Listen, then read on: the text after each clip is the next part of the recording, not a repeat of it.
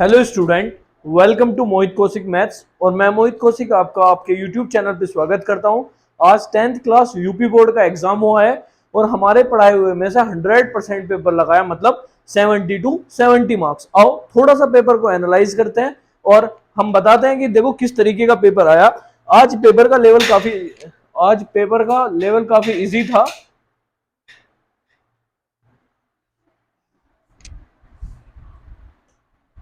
Sorry, आज paper का जो लेवल था वो काफी इजी था। फिर भी एक बार एनालाइज कर लेते हैं और जितना 10th में आना चाहिए, मतलब थोड़ा सा क्वेश्चन और अच्छे दे देने चाहिए थे।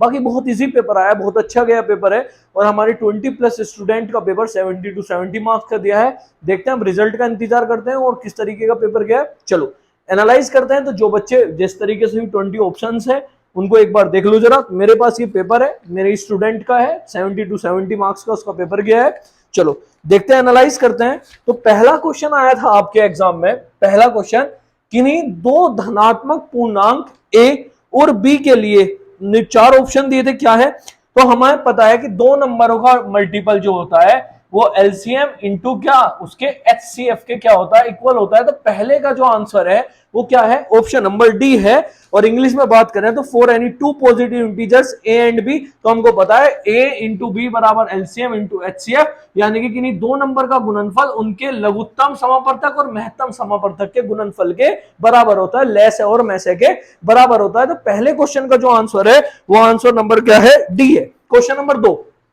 दूसरे में कह रहा है एक शून्यांतर परिमेय संख्या एवं अपरिमेय संख्या का भागफल होता है। मैंने आपको बहुत अच्छे से समझाया था कि अपरिमेय संख्या में जोड़ो, घटाओ, गुना करो या भाग करो, वो क्या रहता है? अपरिमेय ही रहता है। तो इसका आंसर क्या आएगा? सेकंड का बी, कि भैया परिमेय संख्या में गुना करो, भाग करो, जोड़ो, घटाओ, वो हमेशा इरेशनल नंबर इरेशनल ही रहता है। कुछ ऐड करो, सब्ट्रैक्ट करो, कुछ भी करो, इरेशनल रहता है। नंबर 3 में कह रहा है एम की वैल्यू जो है वो 5 है, एन की वैल्यू जो है वो m+7 है। आपसे वैल्यू पूछी थी √m² + n²। अरे m की तो हमारे पास वैल्यू है, n m में दिया है, तो यहाँ m की वैल्यू रख दो n में। तो यहाँ देखो कितना आएगा, 7 और 5 12 आ गया। तो रखना जरा, 5 और 12 का स्क्वायर तुम्हें पता है, जब 5 का स्क्वायर 12 का स्क्वायर करते हैं तो किसके इक्वल आता है? 13 के इक्वल आता है। तो ऑप्शन नंबर क्या आ गया हमारा?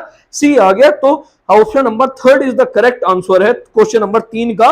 और नंबर 4, जो हमारा 4 है, 4, इसका आंसर क्या होगा देखना जरा। कह रहा है ये थोड़ा क्वेश्चन अलग था, किसी परिमेय संख्या के समतुल्य परिमेय संख्या होंगी तो वो कितनी होती है? वो उसका आंसर होता है 2। कौन सा? Option number B. तो इसका ऑप्शन नंबर आ जाएगा B. The equivalent rational number of any rational number will be, कितना होता है? हमेशा 2 होता है। नेक्स्ट देखना, बहुत ही अच्छा पेपर आया है और आगे के लिए भी आप ध्यान रखना। बाकी सीबीएसई बोर्ड वाले भी इस वीडियो को देख लें, उनके लिए भी हेल्प होगी, उनके एग्जाम में भी यहां से क्वेश्चन बन सकता है। देखना नेक्स्ट है कि आपको दिया था मैं बताया था 3rd चैप्टर में कि अगर a1x + b1y + c1 = 0 पहली इक्वेशन दी है, a2x + b2y + c2 = 0 दूसरी इक्वेशन दी है। तो आपको समझाया गया था अगर a1/a2 not equals to b1/b2 के, तो रेखाएं क्या करती हैं? प्रतिच्छेद करती हैं, एक दूसरे को क्या करती हैं? कट करती हैं। और नेक्स्ट क्या बताया था? अगर a1/a2 equals to b1/b2 equals to c1/c2, तो रेखाएं कैसी होंगी? रेखाएं संपाती होंगी, लाइंस कैसी होंगी? कोइंसिडेंट होंगी। लेकिन अगर दो तो इक्वल है लेकिन तीसरा इक्वल ना आए तो कैसा सॉल्यूशन होगा? यूनिक सॉल्यूशन होगा। कैसा सॉल्यूशन होगा? मतलब इसमें तो क्या होता है? यूनिक होता है, उसमें हमारा क्या आ जाएगा? कोई हल नहीं होगा। समझ में आई बात? चलो देखना next question number 6। Question number 6 हमारा क्या है?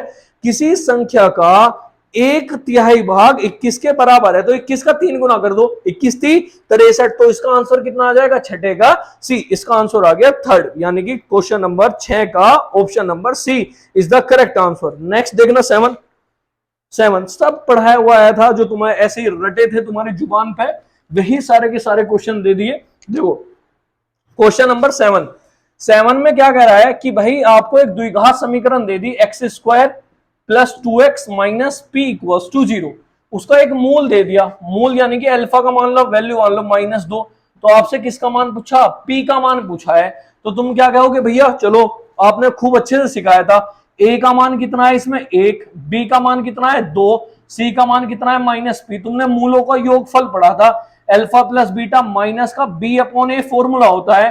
तो अल्फा की जगह तो -2 दिया है, बीटा मान लो हमें दूसरा मूल हमें निकालना, दूसरा मूल हमें नहीं पता, चलो फिलहाल इसको बीटा को ऐसे रहने दो। इजिकल्स टू माइनस का कितना आ गया 2, ए की वैल्यू कितनी आ गई -2, तो यहां से बीटा इजिकल्स टू आ गया कितना -2 इधर, और ये फिर इधर गया, तो बीटा की वैल्यू कितनी आ गई, बीटा की वैल्यू आ गई 0। तो अल्फा इंटू बीटा का फॉर्मूला क्या होता है, सी अपॉन ए। तो अल्फा कितना है -2, बीटा कितना है 0, सी कितना है -p, ए कितना है 1, तो p की वैल्यू यहां से हमारी कितनी आ गई 0। तो ऑप्शन नंबर कौन सा आ गया हमारा, option number A is the correct answer. तो क्वेश्चन नंबर 7 का ऑप्शन नंबर कौन सा है, ए है, यही हमारा एकदम ठीक आंसर होगा। आते चलते हैं क्वेश्चन नंबर 8 पे। थ्योरम, बस 6 चैप्टर में 3 थ्योरम कराई थी और क्लियरली बोला था ये 3 थ्योरम कर लो, इससे बाहर क्वेश्चन नहीं जाएगा। पहली थ्योरम भी तुम्हारी 4 नंबर में 6 नंबर में आ गई, और दूसरी थ्योरम बताई थी अगर दो त्रिभुज कैसे हो, समरूप हो, तो उनके क्षेत्रफलों का अनुपात उनकी संगत भुजाओं के वर्गों के अनुपात के क्या होता है, बराबर होता है। देखना यही क्वेश्चन बन गया सेम टू सेम, ऐसा का ऐसा ही जैसा आपको बिल्कुल बताया गया था। देखना कैसे, क्या था क्वेश्चन, दो त्रिभुज के क्षेत्रफलों का अनुपात उनकी संगत भुजाओं के अनुपात के वर्ग के बराबर हो, तो इन ये त्रिभुज होंगे, सीधी सी बात है क्या होंगे, समरूप होंगे। भैया आपने पहले ही समझाया था, अगर ट्रायंगल ए बी सी समरूप है, ट्रायंगल पी क्यू आर के सिमिलर है, तो क्या इनका जो एरियाज का रेशो होगा, थ्योरम बताई थी बहुत इंपॉर्टेंट, पी क्यू आर, वो क्या होगा, इनकी संगत भुजाएं के वर्गों के क्या होंगी, बराबर होंगी। जैसे यहां पे बताया था ट्रिक भी, ए बी है तो पी क्यू आएगा, यहां बी सी है तो यहां क्या आएगा, क्यू आर आएगा, बी सी बटे क्यू आर का होल स्क्वायर, और इक्वल्स टू में मान लो यहाँ सी ए लोगे तो यहाँ क्या लेना पड़ेगा, आर पी, तो सी ए बटे आर पी का होल स्क्वायर। और साथ में बताया था अगर इनकी हाइट भी ले ले तो उनके भी वर्गों के क्या होता है, बराबर होता है। समझ में आई बात। चलो नेक्स्ट देखना, ये क्वेश्चन नंबर 8 का आंसर नंबर हो गया सी। 9th देखो जल्दी से, 9th, तो 9th में कह रहा है एक्स अक्ष पर स्थित वह बिंदु जो 2-5 तथा -2 से समदुरुस्त बिंदु के निर्देशांक होंगे। क्लियरली यूट्यूब में भी बताया था कि 100% समदुरुस्त वाला एक क्वेश्चन आएगा। जैसे उनने कही एक्स अक्ष, इसका मतलब वाई पे तो उसकी वैल्यू क्या हो गई 0, तो मैं एक पॉइंट मान लूंगा क्या कि भैया एक्स और 0 है, जो किससे, जो हमारे पहले वाले बिंदु 2-5 से, और क्या मैं हमारा -2 और 9 से क्या है, समदुरुस्त है। समदुरुस्त का मतलब क्या है, समान दूरी पर है। अगर समान दूरी पर है तो क्या पूछ रहा आपसे कि भैया समदुरुस्त है तो इसके निर्देशांक निकाल लो। तो सीधी सी बात है, समदुरुस्त में क्या करोगे, इनके बीच की जो दूरी होंगी वो किसके क्या होगी, बराबर होगी। कैसे कि भैया मान लो इसका नाम P है, इसका नाम A है, इसका नाम C है, तो PA का स्क्वायर बराबर क्या हो जाएगा, AP के A आर नाम रख लो, चलो इसका ए आर के स्क्वायर के क्या हो जाएंगे, इक्वल। तो यहां पे आप फॉर्मूला लगाओ दो बिंदुओं के बीच की दूरी का, तो x -2 का होल स्क्वायर और 0-5 यानी कि +5 का होल स्क्वायर बराबर, यहां क्या करोगे -2 - x का होल स्क्वायर और 9 - 0 का होल स्क्वायर। एक बार एनसीईआरटी उठा लो और एनसीईआरटी उठा के उसमें देख लो इंपोर्टेंट लगवा रखा है या नहीं इंपोर्टेंट लगवा रखा है क्वेश्चन पे। यहां होल स्क्वायर खोल दो तो a square plus b square -2ab, 5 का स्क्वायर हो गया 25, यहाँ माइनस कॉमन लेके स्क्वायर प्लस हो जाएगा, 2 का स्क्वायर 4, यहाँ एक्स स्क्वायर प्लस का 4x। देखो एक्स स्क्वायर से तो एक्स स्क्वायर कैंसिल, 4 से 4 कैंसिल, ये 4x को उधर ले जाओ तो कितना हो गया 8x इजिकल्स टू कितना आ गया 25। तो x की वैल्यू कितनी आ गई 25 अपॉन में कितना आ गया 8 आ गया। तो वो क्या है, समदुरुस्त के निर्देशांक निकाल लो। देखो कहीं मिस्टेक है, पॉइंट क्या दिए थे 2-5 दिए थे, 2 माइनस दिए थे, और कह रहा एक्स अक्ष पर वह बिंदु है, तो भाई x2 - x1 यानी कि x -2 का होल स्क्वायर, और यहाँ 0 + 5 का होल स्क्वायर, यहाँ -2 - x का होल स्क्वायर और 9 का स्क्वायर, तो तुमने छोड़ ही दिया कितना 9 × 81। तो यहाँ पे भैया यो तो इधर आ गया और यो आवेगा हमारा इधर, तो क्या करोगे जल्दी से बताओ, जल्दी से बहुत जल्दी, 25 - 81, 25 में से 81 गए कितने बचे, देखना 11 में से 5 गए 6 बचे, और 7 में 2 गए 5 बचे, 8 × 7 = 56, तो x का मान कितना आ गया -7। अब पॉइंट क्या मानना था तुमने, x और 0, तो आंसर कितना आ गया -7 और 0, यानी कि ऑप्शन नंबर कौन सा, option number B is the correct answer. समझ में आई बात, इंपोर्टेंट लगवा रखा था, बुक चेक कर लेना, यहीं से क्वेश्चन आएगा, 100% पहले ही बता दिया था।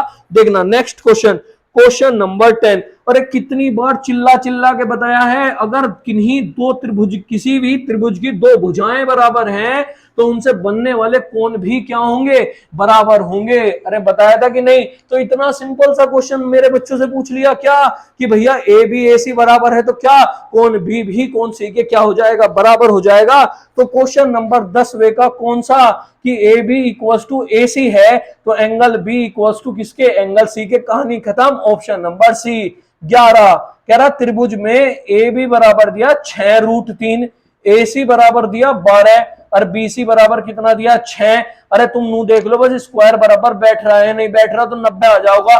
दो बुझाओ, इसका तो स्क्वायर हो गया 36 और भैया इसका 6 छंग 36 और 36 तिया तो 6 18, 3 तिया 9 और 1 10, 36 जोड़ोगे भैया ये तो 144 बैठ गया। तो 12 का स्क्वायर हो जब किसी एक भुजा का स्क्वायर बाकी दो भुजाओं के स्क्वायर के क्या आ जाए, बराबर, तो त्रिभुज कैसा त्रिभुज हो जाता है, समकोण त्रिभुज हो जाता है। तो इसका मतलब इसमें कोण कितने डिग्री का, 90 डिग्री का। 11वें का option number B is the correct answer. समझा रखा था कि नहीं समझाया था? समझाया था। देखो नेक्स्ट क्वेश्चन जल्दी से, क्वेश्चन नंबर 12। क्वेश्चन नंबर 12 बहुत इंपॉर्टेंट है।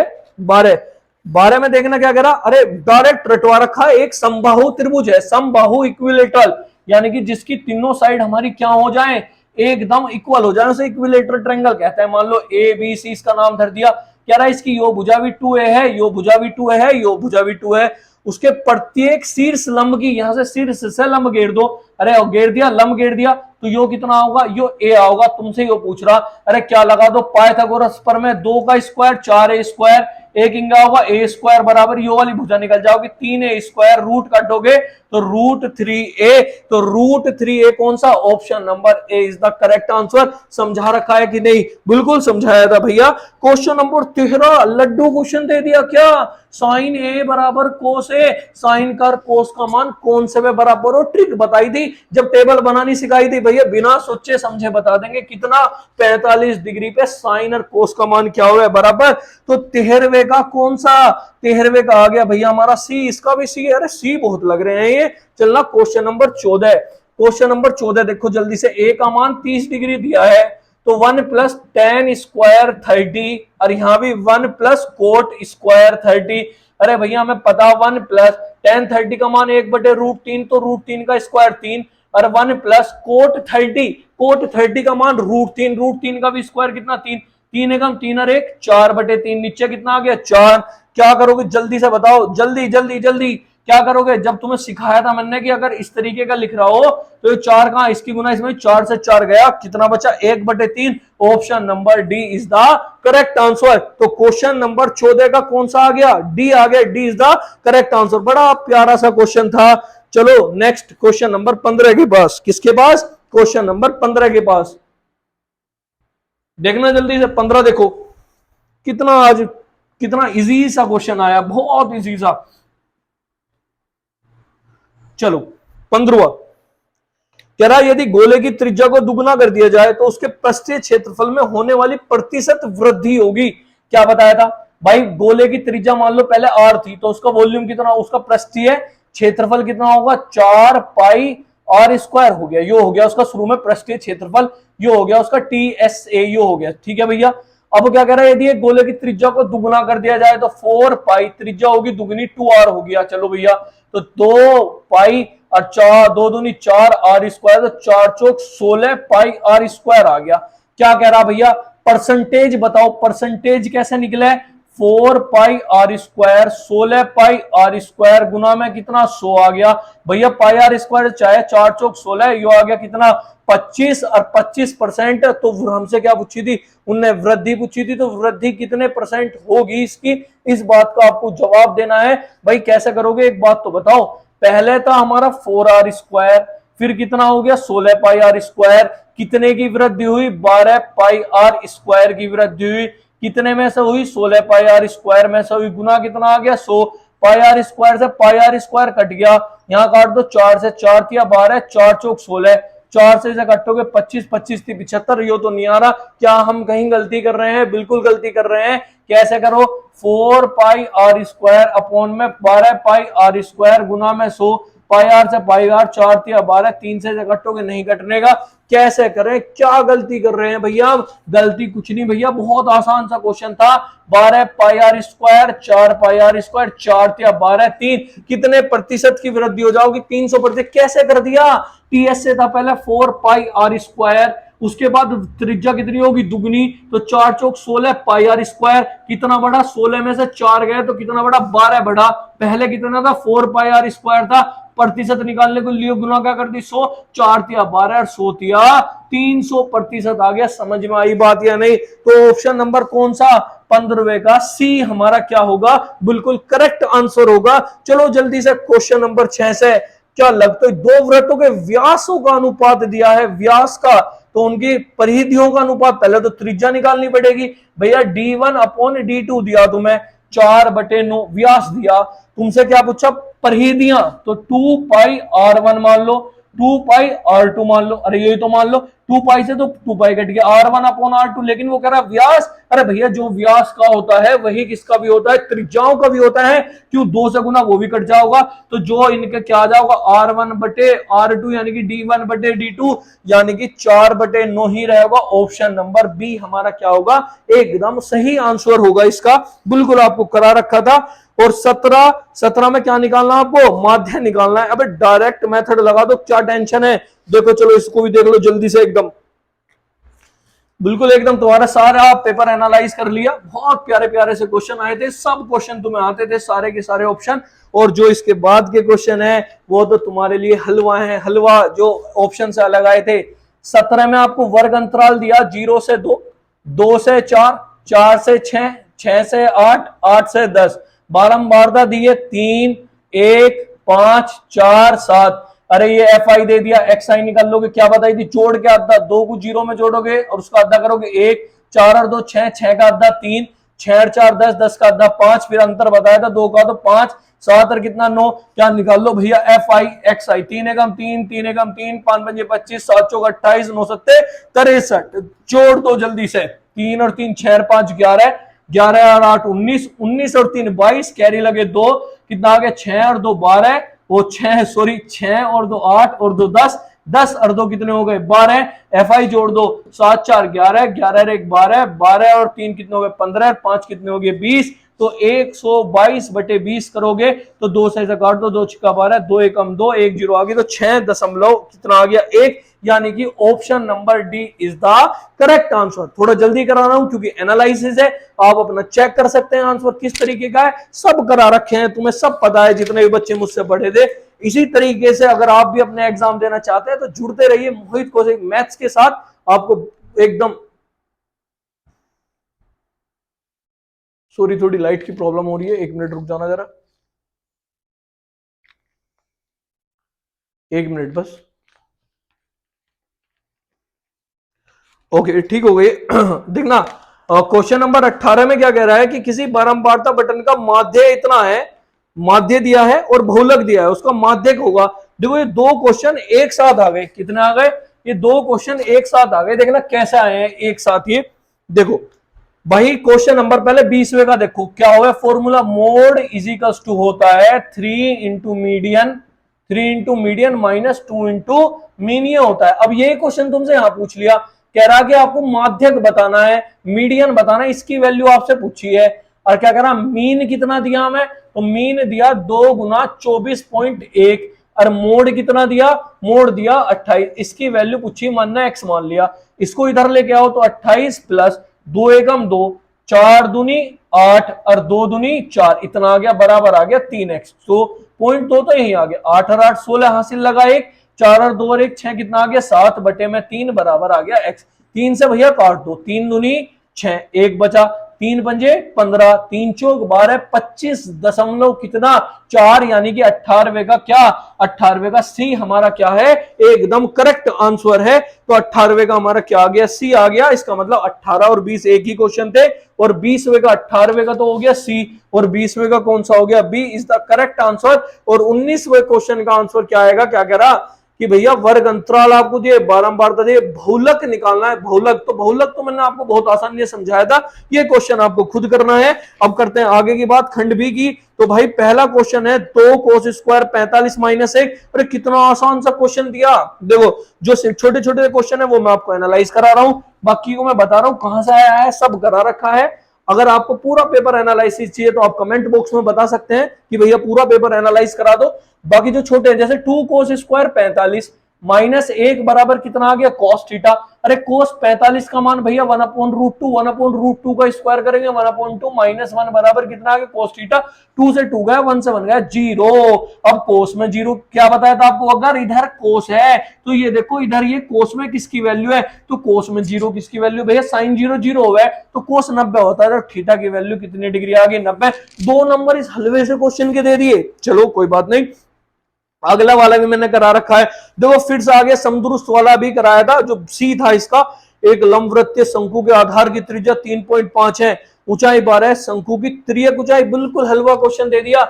एल स्क्वायर बराबर H square plus R square. आपको बहुत अच्छे से मैंने समझाया था कि डायरेक्टली से बीच की दूरी, कौन सा क्वेश्चन 7.1 का ही पहले का तीसरा, जो आपको इंपोर्टेंट पहले ही मैंने लगवा रखा है, वही क्वेश्चन दे दिया। भैया आपको क्या दे रखा, निम्न सारणी में माध्य ज्ञात कीजिए। अभी तो माध्य ज्ञात करवा रहा था, बहुत आसान से क्वेश्चन थे टाइप बी में भी आपके। अब आ जाओ किन्हीं 5 का उत्तर दीजिए। आपको 5 के 5 आते थे। दूसरे का सी थ्योरम, कौन सी, थेल्स थ्योरम। अगर किसी त्रिभुज की 2 भुजाएं समान, अगर 2 भुजाएं हैं क्या तीसरी भुजा के समांतर माध्य क्या की चीज है, रेखा, तो वो समान अनुपात में काटती है। रटवा रखी थी, रटवा यही कही थी 10 बेर करो, 10 बार, 20 बार करो, 30 बार, हर बच्चा करके आया होगा। 4 नंबर पक्के यहीं पे मिले होंगे। y बराबर mx प्लस 3, m का मान निकाल लो। कितना इंपोर्टेंट क्वेश्चन मैंने तुम्हें बताया था, आज भी बुक में एनसीईआरटी के ऐसे लग रहा होगा मोस्ट इंपोर्टेंट क्वेश्चन। और यो भिन्न में 1/3 अंश में घटाया जाए, यूट्यूब की पिछली वीडियो देख लेना, अंश में घटाने वाला मैंने क्वेश्चन बताया था। 4 नंबर यहां से गए। एक्स और वाई इंपोर्टेंट लगा रखा, वीडियो में देख लेना, इंपोर्टेंट बताया था। तो यहीं से आपके 4 पंजे 20 नंबर का पेपर यहीं से आया आपका, 20 नंबर का पेपर। नहीं यकीन आ रहा ना तो यूट्यूब की पिछले वाली वीडियो देख लेना, और उससे पहले भी जितने मैंने बुक में एनसीईआरटी में निशान लगवा रखे ना, उसमें ये क्वेश्चन इंपोर्टेंट, मोस्ट इंपोर्टेंट। दूसरे का सी थ्योरम करवा रखी, भिन्न वाला भी क्वेश्चन बताया था, एक्स वाई वाला इंपोर्टेंट लगवा रखा, एम वाला भी इंपोर्टेंट लगवा रखा। सिर्फ पहले वाला क्वेश्चन जो है वो विभाजित वाला, वो लेकिन वो अरे वो भी तो करवा रखा 5:8। कौन सा, y बराबर होता है my2 plus ny1 upon m plus n, और x बराबर mx2 प्लस nx1 अपॉन में m plus n। Most important लिखवा रखा था। चलो आ जाओ अथवा इन क्वेश्चनों में। तीसरे में भाई क्या क्वेश्चन था, 13.1 का पहले ही क्वेश्चन दे दिया, घनों वाला। 2 घनों को जोड़ दो और वो क्या बन जाएगा, घना बन जाएगा, क्यूबॉइड बन जाएगा। भैया हमारे रटा पड़ा था, रटा जिसे रटा हुआ क्या है। क्वेश्चन नंबर तीसरे का अथवा भी हमारे पास था, अथवा भी आपने इंपोर्टेंट लगवा रखा था। और एक नाव या भूमि पर बिंदु एक्स से ऊर्ध्वाधर टावर पी क्यू, ये भी आपने भैया 6 नंबर का इंपोर्टेंट बता रखा था। 6 नंबर के तो हमारे रटे पड़े। पिता की उम्र पुत्र की उम्र के साथ गुनी है, अभी पिछले वाली वीडियो देखो इंपोर्टेंट बताया था और समझाया था कि ये गुना एज वाला एक क्वेश्चन आएगा, एक क्वेश्चन नाव वाला होगा। ये तो दोनों ही रखे हुए मिल गए, नाव वाला भी रखा हुआ मिल गया और कौन सा भी रखा हुआ मिल गया, एज वाला भी मिल गया। और लास्ट वाला 10x/y और प्लस 2x माइनस y, ये भी मैंने तुम्हें क्वेश्चन करवा रखा था। अथवा के भी आपको क्वेश्चन आते थे, जो मन करे वो करे। पेपर बहुत आसान आया था। अब तो रिजल्ट का इंतजार है कि श्री रघुनाथ क्लासेस के यहां से, मोहित कौशिक मैथ्स के यहां से कितने बच्चे टॉपर निकलते हैं। नए बैच जल्दी शुरू होंगे जो ऑनलाइन और ऑफलाइन दोनों होंगे। तो आप मोहित कौशिक के साथ जुड़ने के लिए यूट्यूब के चैनल को अगर वीडियो पसंद आए तो लाइक शेयर और सब्सक्राइब कर देना। ऑफलाइन जुड़ने के लिए आप मुझसे जुड़ सकते हो मेरठ पीएल शर्मा और सिग्मा क्लासेस में, इंक्री श्री रघुनाथ क्लासेस में और सरदाना एडवांस कोचिंग सेंटर में आप मुझसे जुड़ सकते हो। और ऑनलाइन जुड़ने के लिए मोहित कौशिक मैथ्स के नाम से हमारा यूट्यूब चैनल है, वहां पे आप कर सकते हो। नए बैच हमारे 1 मार्च से स्टार्ट होंगे, तो जो भी बच्चा ज्वाइन करना चाहता है वो कर सकता है। पेपर एनालिसिस है, स्टूडेंट्स के जैसे पेपर खत्म हो जाएंगे, स्टूडेंट्स को बुला के एनालाइज कराएंगे और आपके सामने बताएंगे कि हमारे कितने मार्क्स का पेपर यहाँ पे लगा है। जो बच्चे मेरे से पढ़ते थे, जो भी इस वीडियो को एनालिसिस को देखेंगे, एक बार प्लीज कमेंट बॉक्स में बता देना आप कितने स्कोर का पेपर करके आए हो, आपका पेपर कैसा गया है और हमने आपको कैसा पढ़ाया था। Thank you.